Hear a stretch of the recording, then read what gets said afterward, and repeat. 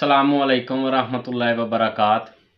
हकीम मोहम्मद मोहसिन रज़ा गोलड़ी एक बार फिर एक नए नुस्खे के साथ आपकी खिदमत में हाजिर है और आपको अपने चैनल गोलड़ा दवाखाना में खुश आमदीद कहता है।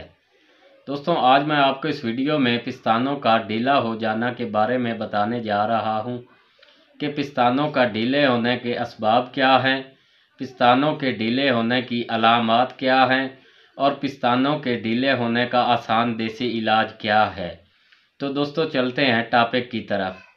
जिन औरतों का बदन मोटा, ढीला और फूला हुआ होता है और जिनके बदन में बलगम की कसरत पाई जाती है, उनको इस मर्ज का अर्जा होता है, क्योंकि बलगमी रतूबात की कसरत से पिस्तानों की रगों में दूध और इसकी साख्त का खून नहीं होता, जिसकी वजह से पिस्तान तबई हालत की निस्बत ढीले होकर लटक जाते हैं, जैसे जुराबों में रेत भर दी गई हो। औरत की खूबसूरती गहना जाती है, उम्र से 20 साल की ज़्यादा की बूढ़ी लगने लगती है। इस मर्ज के असबाब में कमज़ोरी, कमी खून, बच्चे को ज़्यादा अरसा तक दूध पिलाना, बहुत गर्म पानी से नहाना भी शामिल है। और एक सबब जो इन सब पर भारी है, ये मर्ज मियाँ साहब का पैदा करता है। खवा मखा की नोच कसोट से भी पिस्तान ढीले हो जाते हैं। तो दोस्तों, इसके लिए एक बहुत ही आसान और मुजरब सा नुस्खा लेकर आप दोस्तों की खिदमत में हाजिर हुआ हूँ।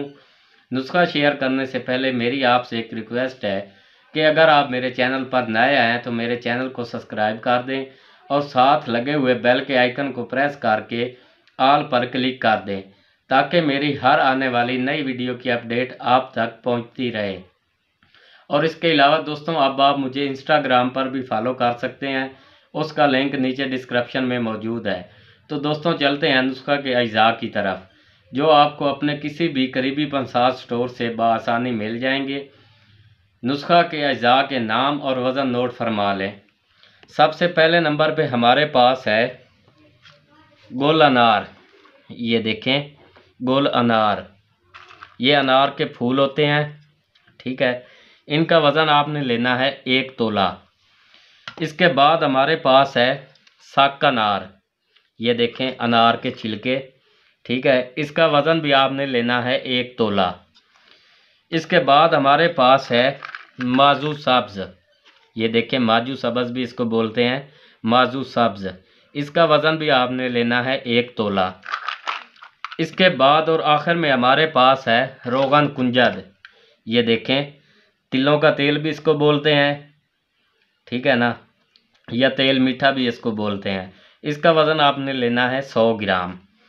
तो दोस्तों, करना आपने क्या है, इन तमाम चीज़ों को ब्रीक जोब कोब कर लें, मतलब है मोटा मोटा कूट कर सफूफ बना लें और इनको 1 पाव पानी में रात को भिगो कर रख दें। सुबह उठकर 2-3 जोश दें और चूल्हे से उतार लें। इसको भून लें और पानी जो बच जाए उसको साइड पर अलहदा कर लें। अब उस पानी में 100 ग्राम ये जो तेल है, कुंजद तिलों का तेल, इसको मिक्स कर दें और चूल्हे पर फिर चढ़ा दें और इसको इतना पकाएं कि पानी उड़ जाए और सिर्फ तेल बच जाए।